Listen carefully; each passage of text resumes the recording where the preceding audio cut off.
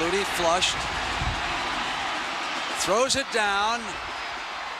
Caught by Boston College. I don't believe it. It's a touchdown. The Eagles win it. Man, it is football season, and it is time for Hail Marys. Losing my religion. Next on So What?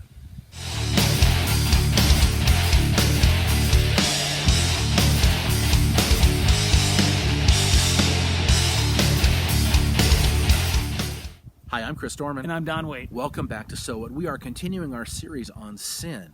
And this little subset in this series is self-control and the importance of self-control in our battle against sin. Yeah. We've looked at discipline and the centrality of discipline in the spiritual life. And last week we looked at meditation, that we might think rightly in order to do rightly. And we quoted some ancient theological sages. What were they called? Oh yeah, Guns N' Roses. We had fun with that. Yeah. We had fun with that. Today we want to look at something that you probably do. You probably do it. Probably don't do it as much as you think you should, but something you do, and it's something that's important in our spiritual lives. But maybe we don't appreciate it for the privilege that it is. Prayer. There's no real successful battle against the flesh without real devoted prayer, without a strong prayer life. It just doesn't happen. It just doesn't happen. Yeah. And you're like, well, what do I do with that? Right? Well, honestly, first I think we really have to look at how we view prayer. Yeah. You know, why do we call this thing a Hail Mary?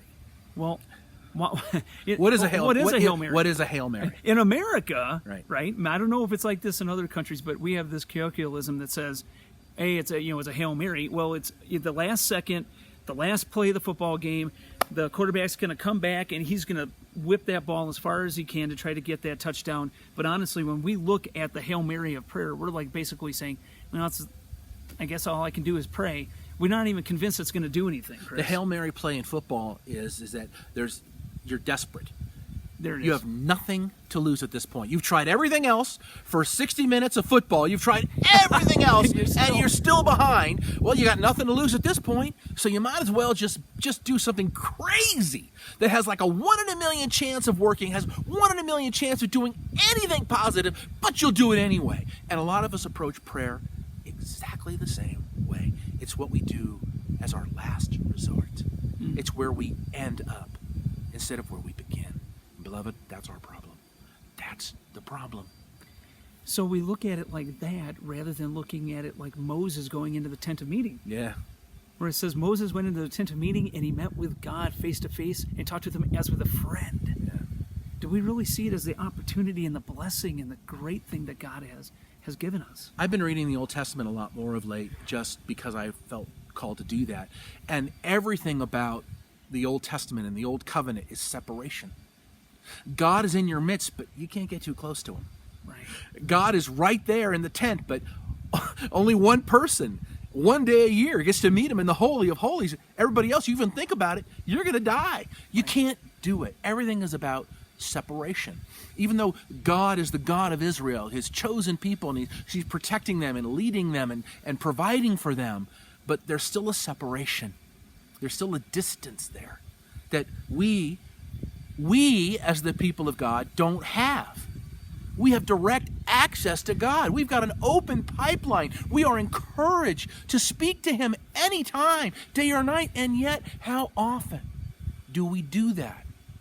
In any other than a perfunctory sense or a sense of obligation. Well, it's my Christian duty. I know they say I've got to do this, so I'm going to do it. Or I'm really, really desperate. I don't know what else to do. I've tried everything else and nothing else has worked. I might as well do my Hail Mary and pray. Right. How often do we wake up going, man, I have the opportunity to draw near to God. Yeah. I have the opportunity because I have the Spirit of God who lives in me, the Paraclete who helps me, who even when I don't have the words to say, can come to God on my behalf and with those groans and utterings, right? I can still make my petitions known. That's right. And it's like, do I really see it that way? Honestly, we should be more excited about this, Chris, than we are. We have a pipeline to the Almighty. How amazing. He wants to hear from us. He wants to hear from us. He wants relationship with us. And he wants us to talk to him. He wants us to have that. And he's made a way for us to do that. We looked at discipline a few weeks ago and said, we look at discipline as this really hard, gnarly, ugly thing that we don't like. Instead of seeing it for when the scriptures talk about discipline, it's a positive thing. Right. You discipline yourself to learn how to drive a car, button your shirt, all those things we talked about in that podcast, right? We should discipline ourselves unto holiness. And that should be a good thing, an encouraging thing as we grow in righteousness and the joy of the Lord. And so as prayer is a part of that. Prayer is an important part of that. And rather than it being a duty, rather than it being something we do as a last resort, we should wake up grateful, joyful that our Father wants us to commune with him. Right. A joy, a privilege, an opportunity. An opportunity, beloved. A place where I can worship and I can exalt him and I can acknowledge my neediness and the neediness of my brothers and my sisters and my friends and those who I know that aren't saved and just keep beseeching a God who loves to give so much more than I come to him and ask. That's right. That's right. Man. That's right. That's exactly, beloved. And if you're struggling in your battle against sin, how are you using prayer in that battle? How do you pray? Remember, in the model prayer, in the Lord's Prayer, prayer is first and foremost an opportunity to worship God. Yeah. Our Father in heaven, hallowed be your name.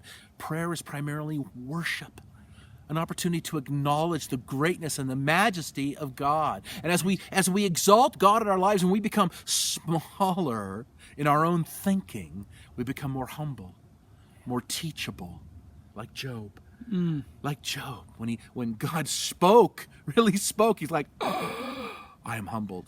I am humbled, Lord. Yeah. And we need that, beloved.